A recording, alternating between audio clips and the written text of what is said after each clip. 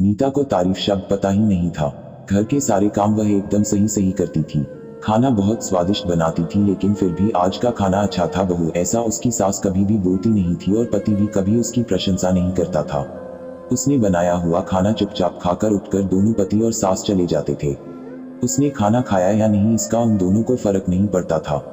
सास को वह पसंद नहीं थी।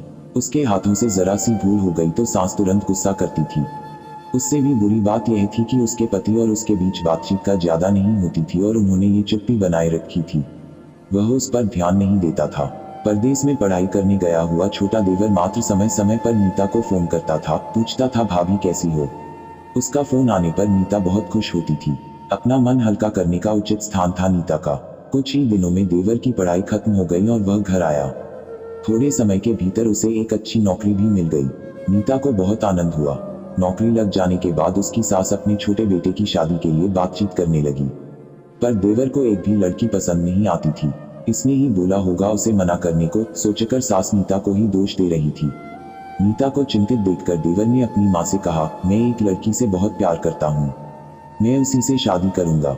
उसने जिद की, देवर जी यह बात पहले बतानी चाहिए थी ना। नीता ने यह बात अपने पति के कान पर डाली। इस बात पर उसने थोड़ी कीटपीट की, लेकिन लड़की देखकर वह भी तैयार हो गया। सवाल बचा सास का अपने छोटे बेटे का मन कैसे दुखाएगी वह। बाद में उनकी भी हाँ हो गई। नीता को बहुत खुशी हुई।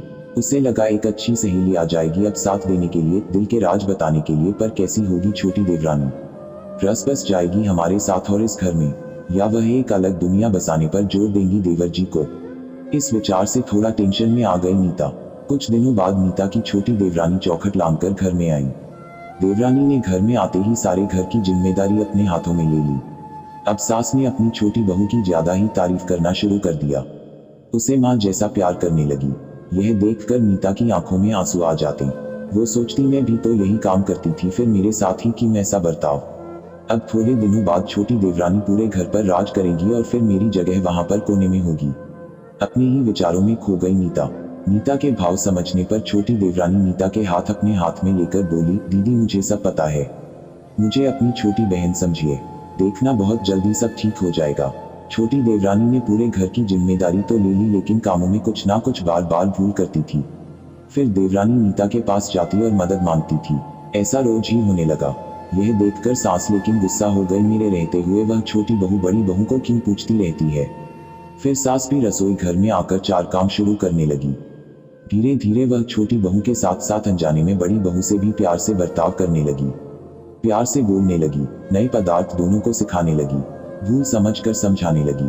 अब सास और दोनों बहुओं में अच्छी दोस्ती होने लगी। इस वजह से बड़ी बहू का स्वभाव भी अच्छा होने लगा। उसके स्वभाव में खुलापन आ गया। सास भी दोनों के साथ कभी शॉपिंग तो कभी फिल्म देखने जाने लगी। वो अपनी दोनों बहुओं को समान प्यार करने लगी थी। इस वजह से घर का माहौल हंसता खेलता हो गया।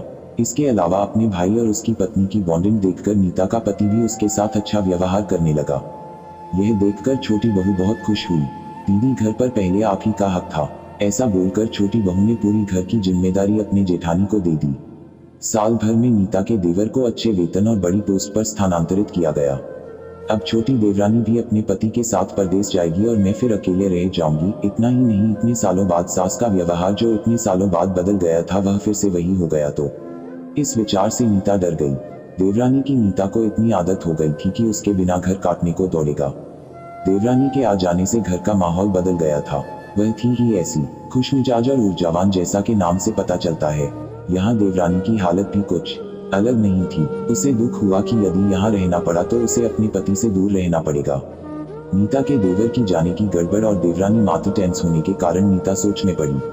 अंत में उसने देवरानी को पूछा तो देवरानी ने जवाब दिया कि दीदी मैं सारा दिन नए स्थान पर अकेली रहूंगी, उससे अच्छा मैं यहीं हूँ। आपके देवर को बोला है मैंने शनिवार और रविवार की छुट्टियों में आप ही यहाँ आ जाया करें, मैं भी उनके साथ जाया करूंगी बीच बीच में थोड़ा बदलाव के लिए। उस पर वह बोलते हैं कि 6 महीनों में वापस यहाँ ही बदली कर लूंगा मैं। अपने पति की नकल करके देवरानी बोली और छोटी देवरानी भी हंसने लगी।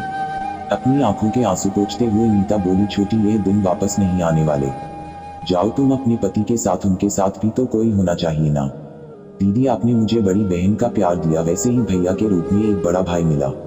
यह भरा हुआ संसार छोड़कर मैं कैसे जाऊं, वहां अकेली का मन नहीं लगेगा। 6 महीने का तो सवाल है, वह आते रहेंगे यहाँ पर। यह सुनकर नीता ने अपनी देवरानी को खुश होकर गले लगाया।